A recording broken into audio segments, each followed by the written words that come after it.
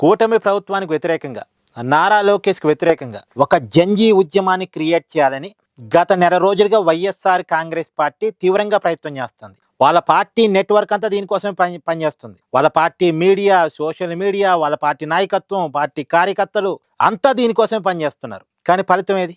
వాళ్ళ అంచనా ప్రకారం అయితే ఈ నెల 1వ తారీఖు నుంచి ఆంధ్రప్రదేశ్లో ఒక పెద్ద పోరాటం స్టార్ట్ కావాలి. వాళ్ళ అంచనా మేరకు, వాళ్ళ ప్లానింగ్ ప్రకారం అయితే. మరి లేదుగా. మీరు ఈ నెల 28వ తారీఖు, 29వ తారీఖు సాక్షి పేపర్ చూడండి. దాంట్లో రాశారు, ఈ నెల 1వ తారీఖు నుంచి ఆంధ్రప్రదేశ్ యువత ఉద్యమంతో రగిలిపోయిద్దని రాశారు. కానీ ఏది? యువత ఉద్యమం ఎక్కడ? జంజీ ఉద్యమం ఎక్కడ? ఢిల్లీ జంతర్ మంతర్ పోరాటం ఎక్కడ? ఆంధ్రప్రదేశ్లో లేదు కదా. ఇక్కడ వైసీపీ ఎక్కడ ఫెయిల్ అయింది అంటే, ఢిల్లీ జంతర్ మంతర్ ఉద్యమం అనేది జనం నుంచి పుట్టిన ఉద్యమం. దాని వెనకాల రాజకీయ పార్టీలు లేవు, రాజకీయ నాయకులు లేరు. ఆ పోరాటం నీట్ పేపర్ లీక్ వల్ల ఎవరికి వాళ్ళుగా కదిలిన ఉద్యమం. ఇప్పుడు అక్కడ కాక్రోజులు ఉద్యమం చేశారు. ఆ కాక్రోజుకి ఎవడైనా పెద్ద నాయకుడు ఉన్నాడా? ఎవడైనా ఒక మాస్ లీడర్ ఉన్నాడా? అంటే ఎవరు లేరు. అక్కడ జనం ఆటోమేటిక్గా గ్యాదర్ అయ్యారు. అంటే జనం నుంచి ఒక ఉద్యమం పుట్టింది, అది డిఫరెంట్.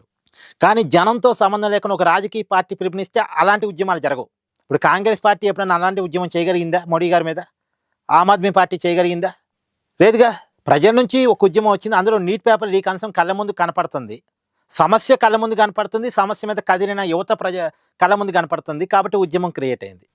కానీ ఇక్కడ ఆంధ్రప్రదేశ్లో సమస్య లేదు కదా. అసలు మెగా డిఎస్సీలు అక్రమాలు జరిగాయన్నది వైసీపీ వర్షన్ అయితే కావచ్చు, జనం వర్షన్ కాదు కదా. అది పబ్లిక్ నుంచి రాలేదు కదా.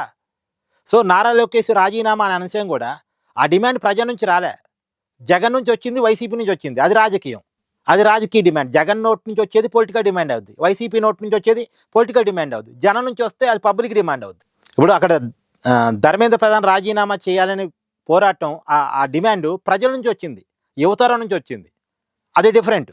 కానీ ఇక్కడ జగన్ నోట్ నుంచి వచ్చింది, వైసీపీ నోట్ నుంచి వచ్చింది. అది ఎప్పుడైతే వచ్చిందో అది పొలిటికల్ అంశం మారిపోయింది.